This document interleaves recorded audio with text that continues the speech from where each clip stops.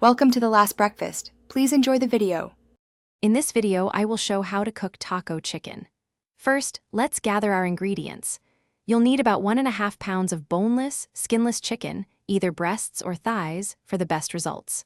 Also, grab 2 tablespoons of olive oil, 1 packet of your favorite taco seasoning, and 1/2 cup of water or chicken broth. These simple items are the foundation for a delicious meal. Now, let's get our chicken ready.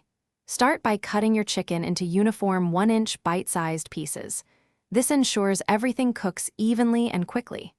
Next, pat the chicken dry with paper towels. This step is crucial for the seasoning to stick properly. Finally, in a medium bowl, toss the chicken pieces with the entire packet of taco seasoning until every piece is well coated. It's time to cook.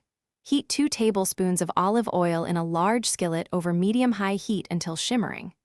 Add your seasoned chicken to the hot pan and cook for about 5 to 7 minutes, stirring occasionally until it's browned on all sides.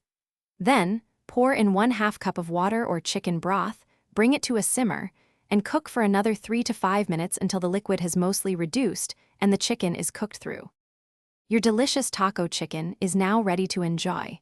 Serve it warm in soft tortillas with your favorite toppings like cheese, lettuce, and salsa, or incorporate it into a vibrant salad or a hearty rice bowl.